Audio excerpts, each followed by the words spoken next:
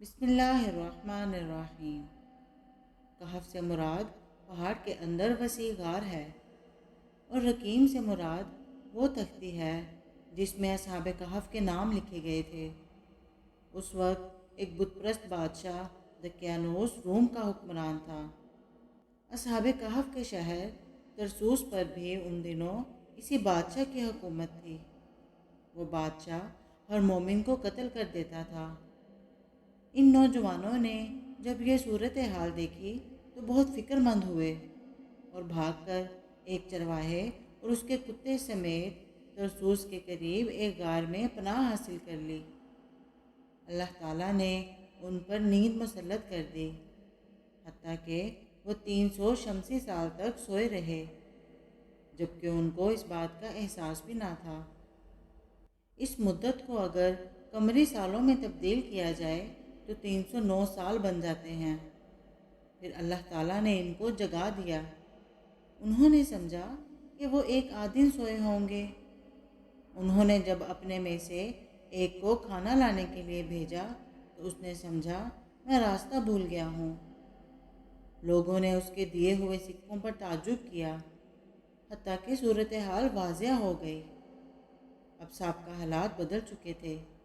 دقیانوس کا بت پرستی کا دور ختم ہو چکا تھا، دین حق کا دور دورہ تھا۔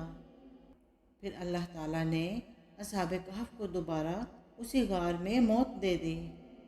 لوگوں نے فیصلہ کیا کہ ہم ان پر بطور یادگار ایک مسجد بنائیں گے۔ اصحاب کہف کا واقعہ کہاں پیش آیا تھا، اس سلسلے میں مفسرین میں اختلاف ہے۔ اس دقیانوس بادشاہ نے عیسائیوں پر بہت زیادہ ظلم ڈھائے اور انہیں مجبور کیا کہ وہ بت پرستی کریں۔ یہ 7 یا 8 نوجوان ایک غار میں پناہ لینے کے لیے گئے تو اس بادشاہ نے اس غار کا منہ پتھروں سے بند کروا دیا۔ ان کے 2 عیسائی دوستوں نے دھات کی تختیوں پر ان کا قصہ لکھ کر ان پتھروں کے نیچے دبا دیا تاکہ آئندہ زمانے میں لوگوں کو ان کے حال کے بارے میں معلوم ہو جائے۔ مدتوں بعد شہنشاہ تھیودوسیس کے زمانے میں جب عیسائیت کا عروج ہو چکا تھا، ایک فتنہ برپا ہوا۔ ایک پادری نے قیامت کے روز مردوں کے زندہ ہونے کا انکار کر دیا۔ اب شہنشاہ پریشان ہوا کہ اس فتنے کا رد کس طرح کیا جائے، اب کس طرح ان کو سمجھایا جائے۔ اتفاق سے کسی نے غار کے منہ سے پتھر اٹھا لیے۔ یہ وہ پتھر تھے جب اس زمانے میں بادشاہ دقیوس نے اس غار کے دہانے پر رکھے تھے۔ جب یہ پتھر اٹھا لیے تو یہ نوجوان صحیح حالت میں بیدار ہو گئے۔ اس طرح شہنشاہ کو اس فتنے کا رد ثبوت مل گیا۔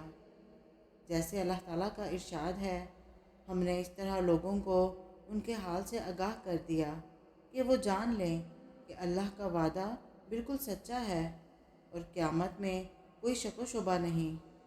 کچھ لوگ کہیں گے کہ وہ 3 تھے اور چوتھا ان کا کتا تھا، اور کچھ لوگ کہتے ہیں کہ وہ اپنے غار میں 300 سال رہے، اور بعض لوگ اس مدت کے شمار میں 9 سال اور بڑھ گئے ہیں۔ اللہ تعالیٰ خود فرما رہے ہیں کہ تم کہو کہ اللہ بہتر جانتا ہے کہ وہ کتنی مدت رہے۔ قرآن کریم کی سورۃ کہف میں ان کا ذکر موجود ہے، اسی بنا پر یہ سورۃ الکہف کہلاتی ہے۔ اس سورت میں ان کا ذکر یوں آیا ہے، کیا آپ سمجھتے ہیں کہ غار اور تختی والے ہماری نشانیوں میں سے عجیب نشانی تھے؟ جب چند نوجوانوں نے غار میں پناہ حاصل کی اور دعا کی، اے ہمارے پروردگار، ہمیں اپنی طرف سے رحمت عطا فرما اور ہمارے لیے ہمارا معاملہ درست فرما، تو ہم نے انہیں اس غار میں تھپکی دے کر کئی سال تک کے لیے سلا دیا۔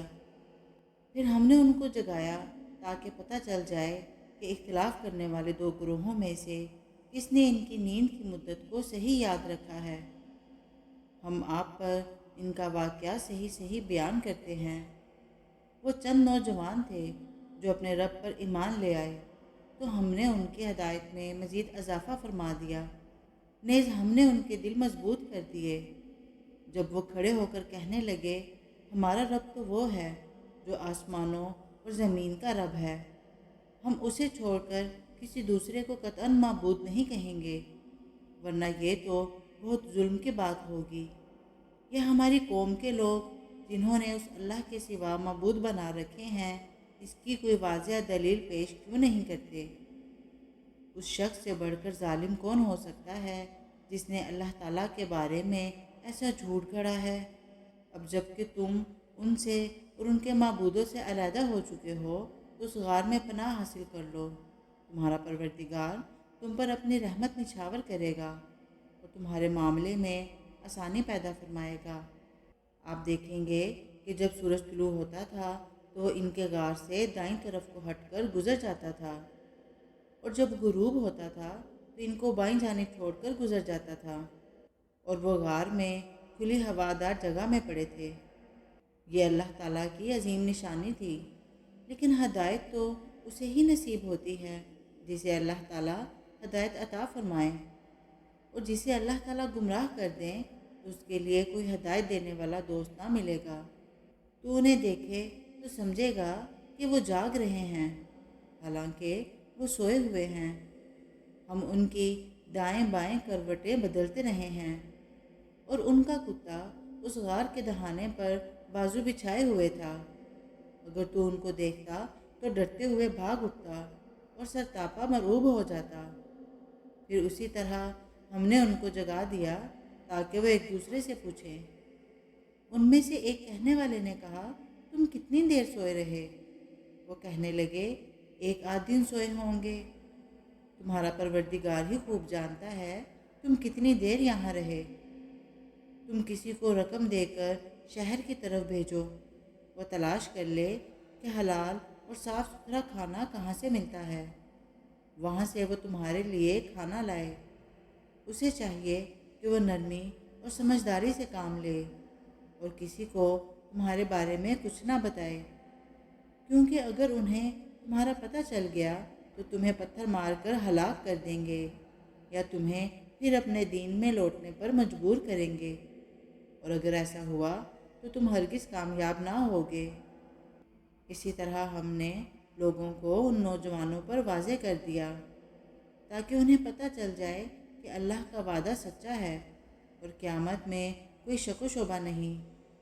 پھر لوگ آپس میں جھگڑنے لگے اور کہنے لگے، ان پر کوئی عمارت بنا دو، ان کا رب ان کو بخوبی جانتا تھا۔ پھر جو لوگ غالب آئے انہوں نے فیصلہ کیا کہ ہم ان پر ایک مسجد بنائیں گے۔ کچھ لوگ کہتے ہیں وہ جوان 3 تھے، چوتھا ان کا کتا تھا، اور کچھ لوگ کہتے ہیں وہ 5 تھے، چھٹا ان کا کتا تھا۔ بے تکی ہانکتے ہیں۔ اور کچھ لوگ کہتے ہیں وہ 7 تھے، 8واں ان کا کتا تھا۔ کہہ دیجئے، میرا رب ان کی گنتی اور تعداد کو بخوبی جانتا ہے۔ تھوڑے ہی لوگ ان کی صحیح تعداد کو جانتے ہیں، لہٰذا آپ ان سے اس بارے میں جھگڑا مت کریں اور ان کے بارے میں ان سے کچھ نہ پوچھیے۔